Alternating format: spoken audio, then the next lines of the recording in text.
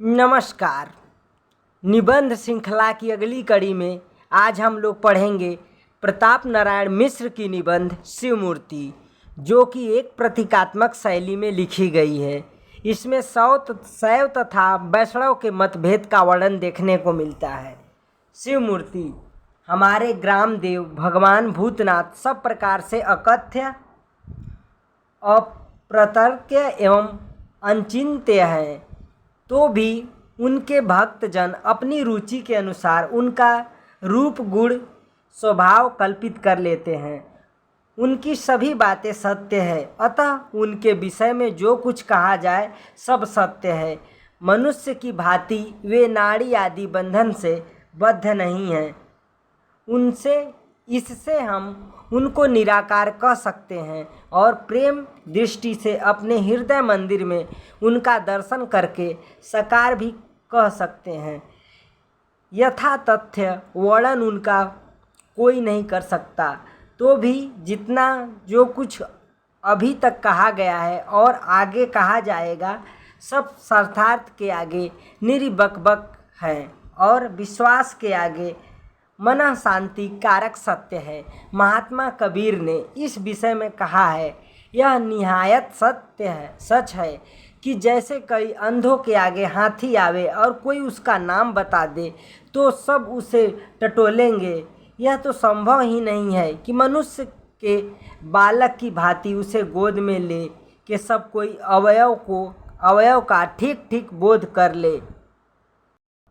केवल एक अंग टटोल सकते हैं और दांत टटोलने वाला हाथी को खूंटी के समान, कान छूने वाला सूप के समान, पांव स्पर्श करने वाला खंभे के समान कहेगा। यद्यपि हाथी न खूंटे के समान है न खंभे के, पर कहने वालों की बात झूठी भी नहीं है। उसने भली भांति निश्चय किया है और वास्तव में हाथी का एक एक अंग वैसा ही है जैसा वे कहते हैं। ठीक यही हाल ईश्वर के विषय में हमारी बुद्धि का है। हम पूरा वर्णन पूरा साक्षात कर लें तो यह अनंत कैसे, और यदि नीरा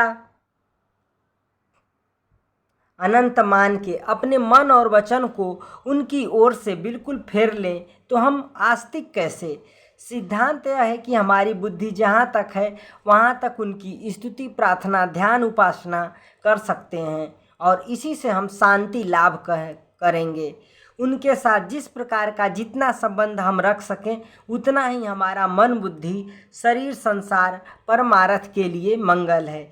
जो लोग केवल जगत के दिखावे को या सामाजिक नियम निभाने को इस विषय में कुछ कहते हैं, उनसे तो हमारी यही विनय है कि व्यर्थ समय न बितावे।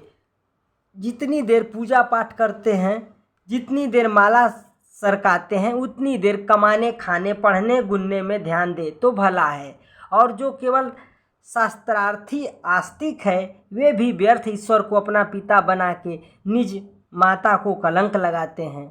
माता कह के बिचारे जनक को दोषी ठहराते हैं। साकार कल्पना करके व्यापकता का और निराकार कह के अस्तित्व का लोप करते हैं।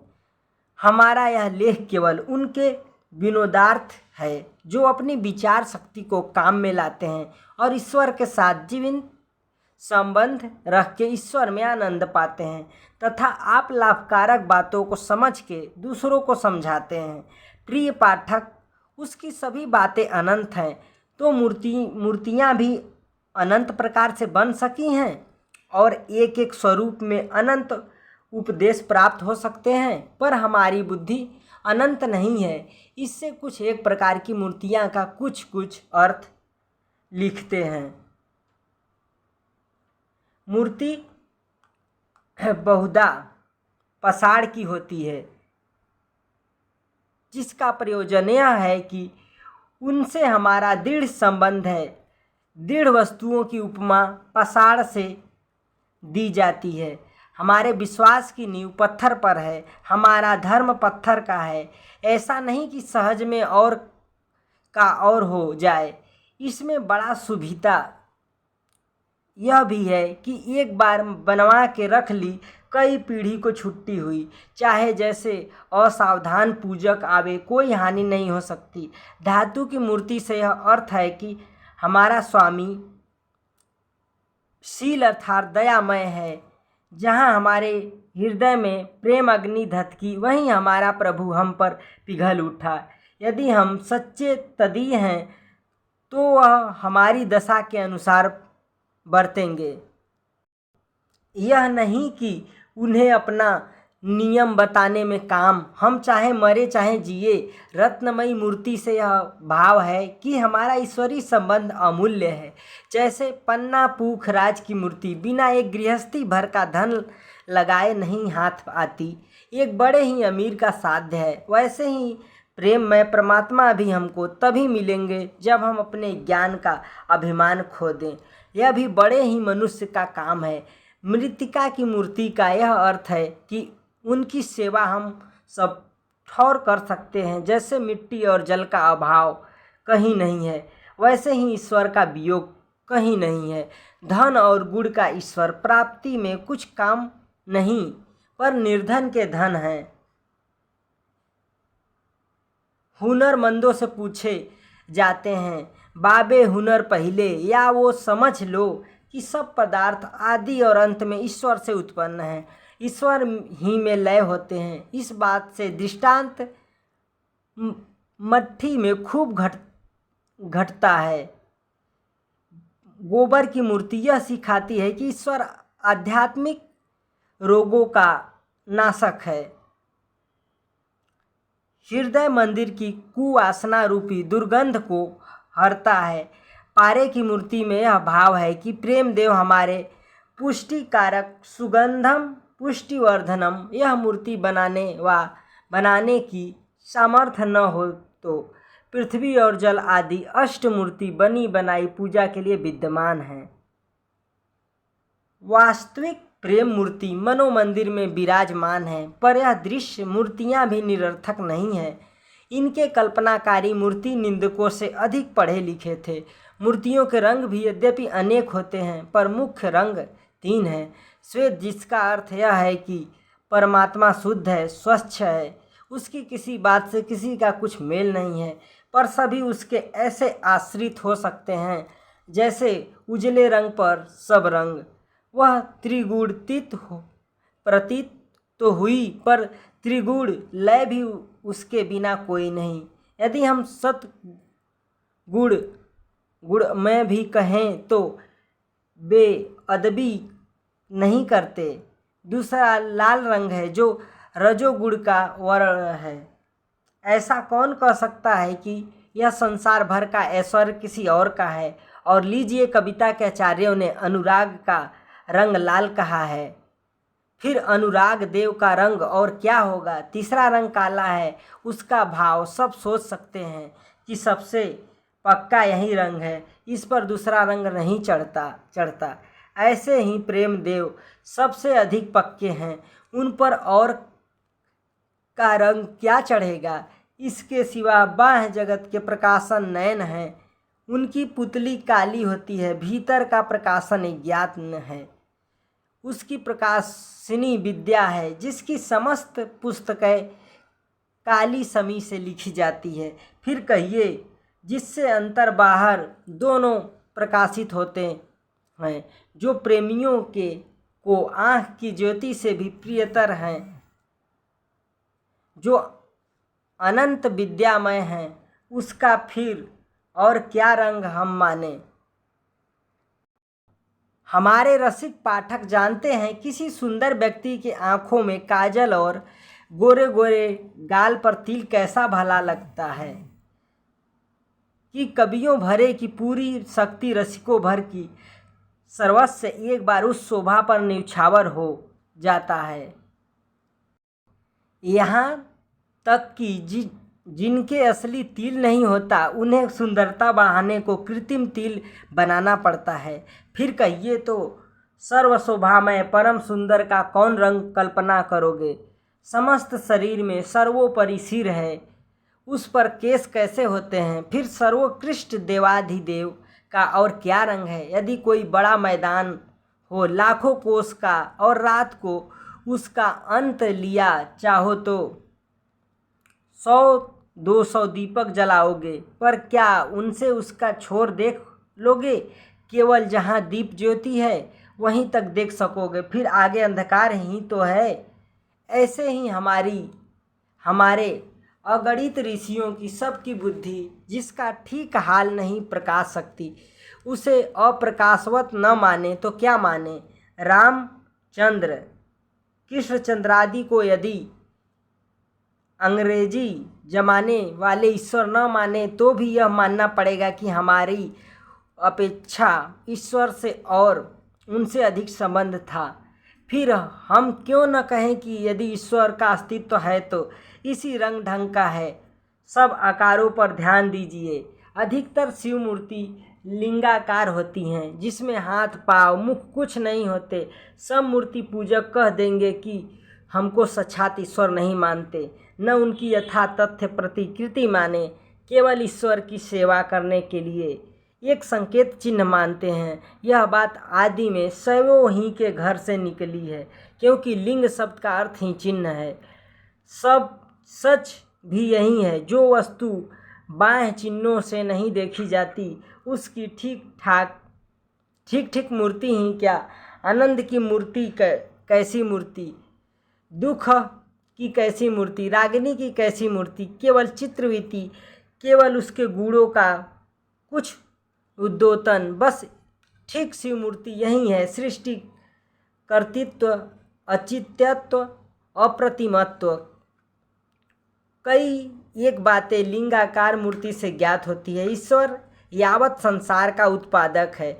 ईश्वर कैसा है यह बात पूर्ण रूप से कोई नहीं वर्णन कर सकता, अर्थात उसकी सभी बातें गोल है।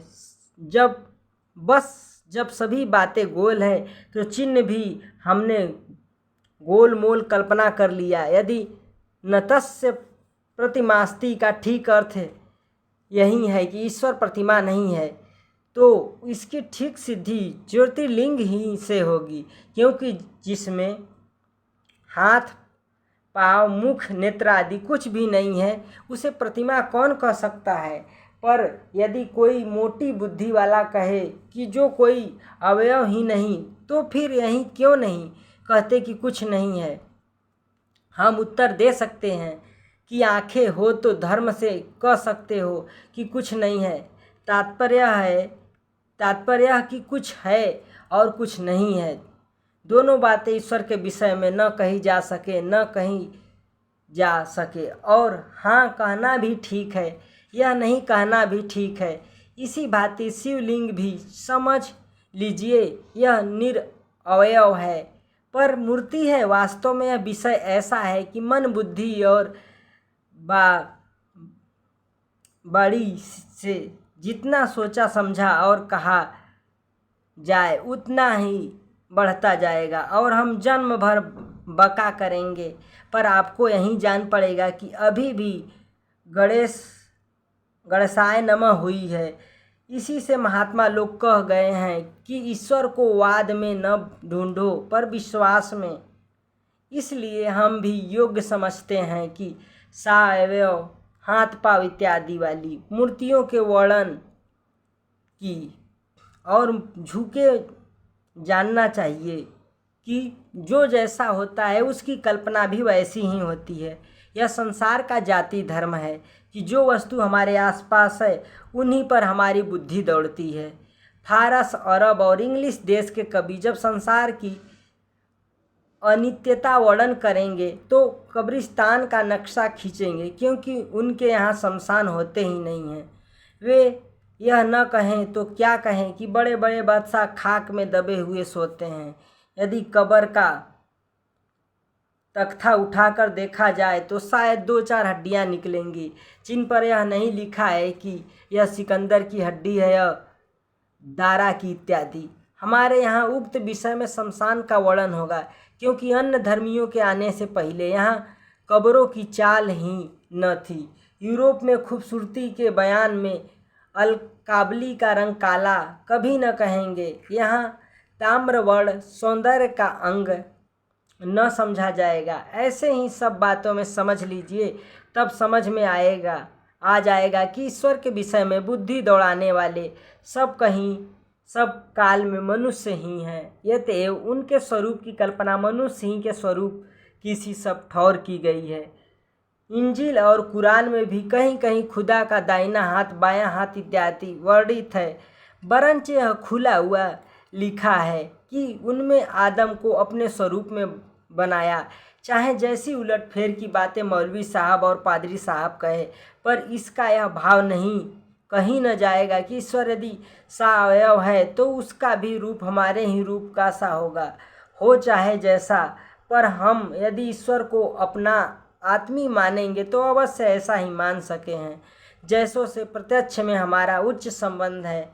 हमारे माता पिता, भाई बंधु, राजा गुरु, जिनको हम प्रतिष्ठा का आधार एवं आधेय कहते हैं, उन सब के हाथ, पाँव, नाक, मुंह हमारे हस्त पद आदि से निकले हुए हैं। तो हमारे प्रेम और प्रतिष्ठा का सर्वोत्कृष्ट संबंधी कैसा होगा। बस इसी मत पर सावयव सब मूर्ति मनुष्य की सी मूर्ति बनाई जाती है। विष्णु देव की सुंदर सौम्य मूर्तियाँ प्रेम उत्पादनार्थ है, क्योंकि खूबसूरती पर चित्त अधिक आकर्षित होता है। भैरव आदि की मूर्तियाँ भयानक है, जिनका यह भाव है कि हमारा प्रभु हमारे शत्रुओं के लिए महाभयजनक है, अतः हम उसकी मंगलमयी सृष्टि में हलचल डालेंगे तो वह कभी उपेक्षा न करेगा। उसका स्वभाव क्रोधी है, पर शिव मूर्ति में कई यह विशेषता है, उनके द्वारा हम यह उपकार यथामति ग्रहण कर सकते हैं। सिर पर गंगा का चिन्ह होने से यह भाव है कि गंगा हमारे देश की सांसारिक और परमार्थिक सर्वस्व है और भगवान सदाशिव विश्वव्यापी हैं। अतः विश्वव्यापी की मूर्ति कल्पना में जगत या सर्वोपरि पदार्थ ही शीर्षस्थानी कहा जा सकता है। दूसरा अर्थ यह है कि पुराणों में गंगा की विष्णु के चरणों से उत्पत्ति मानी गई है और शिव जी को परम वैष्णव कहा है। उस परम वैष्णवता की पुष्टि इसमें उत्तम और क्या हो सकती है कि उनके चरण निर्गत जल को सिर पर धारण करे। ऐसे ही विष्णु भगवान को परम शैव लिखा है कि भगवान विष्णु नित्य सहस्त्र कलम पुष्पों से सदाशिव की पूजा करते थे। एक दिन एक कमल घट गया तो उन्होंने यह विचार किया कि हमारा नाम कमल नयन है। उनका नेत्र कमल शिव जी के चरण कमल को अर्पण कर दिया। सच है, अधिक शैवता और क्या हो सकती है। हमारे शास्त्रार्थी भाई ऐसे वर्णन पर अनेक कुतर्क कर सकते हैं, पर उनका उत्तर हम सभी पुराण प्रतिपादन से देंगे। इस अवसर पर हम इतना ही कहेंगे कि ऐसे ऐसे संदेह बिना कविता पढ़े कभी नहीं दूर होने के। हाँ, इतना हम कह सकते हैं कि भगवान विष्णु की शैवता और भगवान शिव की वैष्णवता का अलंकारिक वर्णन है। वास्तव में विष्णु यथार्थ व्यापक और शिव यथार्थ कल्पना कल्याणमय, यह दोनों एक ही प्रेम स्वरूप के नाम हैं, पर उनका वर्णन पूर्णतया असंभव। अतः कुछ कुछ गुण एकत्र करके दो स्वरूप कल्पना कर दिए गए हैं, जिनमें कवियों का वचन शक्ति के लिए आधार मिले। हमारा मुख्य विषय शिव मूर्ति है और वह विशेषतः शैवों को धर्म का आधार है। अतः इन अप्रकृत विषयों का दिग्दर्शन मात्र कथन करके अपने शैव भाइयों से पूछते हैं कि अब आप भगवान गंगाधर के पूजक हो कि वैष्णवों से किस बर्ते पर द्वेष रख सकते हैं। यदि धर्म से अधिक मत वालेपन पर श्रद्धा हो तो अपने प्रेमाधार भगवान भोलानाथ को परम वैष्णव एवं गंगाधर कहना छोड़ दीजिए। नहीं तो सच्चा शैव वही हो सकता है जो वैष्णव मात्र को आपको देवता समझे। इसी भांति यह भी समझना चाहिए कि गंगा जी परम शक्ति हैं। इससे शैवों को शाक्तों के साथ भी विरोध अयोग्य है। यद्यपि हमारी समझ में तो आस्तिक मात्र को किसी से द्वेष बुद्धि रखना पाप है, क्योंकि सब हमारे जगदीश ही की प्रजा है, सब हमारे खुदा ही के बंदे हैं। इस नाते सभी हमारे आत्मीय बंधु हैं। पर शैव समाज का वैष्णव और शाक्त लोगों से विशेष संबंध ठहरा, अतः इन्हें तो परस्पर महामैत्री से रहना चाहिए। शिव मूर्ति में अकेली गंगा कितना हित कर सकती है। इसे जितने बुद्धिमान जितना विचारे उतना ही अधिक उपदेश प्राप्त कर सकते हैं। इसलिए हम इस विषय को अपने पाठकों के विचार पर छोड़ आगे बढ़ते हैं। बहुत मूर्तियों के 5 मुख होते हैं, जिससे हमारी समझ में यह आता है कि यावत संसार और परमार्थ के तत्व तो 4 वेदों में आपको मिल जाएगा, पर यह न समझिएगा कि उनका दर्शन भी वेद विद्या ही से प्राप्त है। जो कुछ 4 वेद सिखलाते हैं उससे भी उनका रूप, उनका गुण अधिक है। वेद उनकी वाणी है, केवल 4 पुस्तकों पर ही उस वाणी की इति नहीं है। एक मुख और है जिसकी प्रेममयी वाणी केवल प्रेमियों के सुनने में आती है। केवल विद्या अभिमानी अधिकाधिक 4 वेद द्वारा बड़ी हद 4 फल धर्मार्थ काम मोक्ष पा जाएंगे, पर उनके पंचम मुख संबंधी सुख औरों के लिए हैं। शिव मूर्ति क्या है और कैसी है, यह बात तो बड़े बड़े ऋषि मुनि भी नहीं कर सकते। हम क्या हैं, पर जहाँ तक साधारणतया बहुत सी मूर्तियाँ देखने में आई है, उनका कुछ वर्णन हमने यथामति किया। यद्यपि कोई बड़े बुद्धिमान इस विषय में लिखते तो बहुत सी उत्तम बातें और भी लिखते, पर इतने लिखने में भी हमें निश्चय है किसी न किसी भाई का कुछ भला हो ही सकेगा। मरने के पीछे कैलाशवास तो विश्वास की बात है। हमने न कैलाश देखा है, न किसी देखने वाले से कभी वार्तालाप अथवा पत्र व्यवहार किया है। हाँ, यदि होता होगा तो प्रत्येक मूर्ति के पूजक को ही रहेगा, पर हमारी इस अक्षरमयी मूर्ति के सच्चे सेवकों को संसार ही में कैलाश का मुख प्राप्त होगा, इसमें संदेह नहीं है। क्योंकि जहाँ शिव है वहाँ कैलाश है। तो जब हमारे हृदय में शिव होंगे तो हमारा हृदय मंदिर क्यों न कैलाश होगा। हे विश्वनाथ, कभी हमारे हृदय मंदिर को कैलाश बनाओगे, कभी वह दिन दिखाओगे कि भारतवासी मात्र केवल तुम्हारे हो जाएं और यह पवित्र भूमि किस कैलाश हो जाए। जिस प्रकार अन्य धातु पाषाण आदि निर्मित मूर्तियों का रामनाथ, वैद्यनाथ, आनंदेश्वर, खैरेश्वर आदि नाम होता है, वैसे इस अक्षरमयी शिव मूर्ति के अगणित नाम हैं। हृदयेश्वर, मंगलेश्वर, भारतेश्वर इत्यादि पर मुख्य नाम प्रेमेश्वर है। कोई महाशय प्रेम का ईश्वर न समझे। मुख्य अर्थ है कि प्रेममय ईश्वर। इनका ईश्वर भी प्रेम चक्षु के बिना दुर्लभ है। जब अपनी अकर्म अड़यता का और उनके एक एक उपकार का सच्चा ध्यान जमेगा, तब अवश्य हृदय उमड़ेगा और नेत्रों से अश्रुधारा बह चलेगी। उस धारा का नाम प्रेम गंगा है। उसी के जल में स्नान कराने का महात्म्य है।